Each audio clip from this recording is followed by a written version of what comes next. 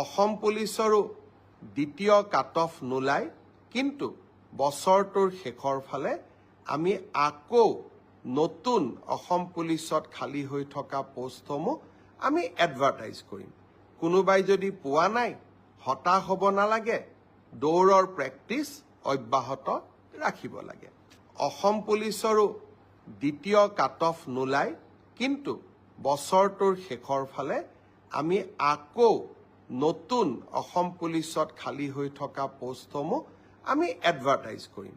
কোনোবাই যদি পোৱা নাই, হতাশ হ'ব নালাগে, দৌৰৰ প্ৰেক্টিচ অব্যাহত ৰাখিব লাগে।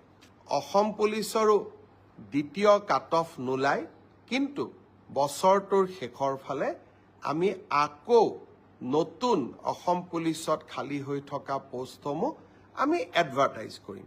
কোনোবাই যদি পোৱা নাই, হতাশ হ'ব নালাগে, দৌৰৰ প্ৰেক্টিচ অব্যাহত ৰাখিব লাগে।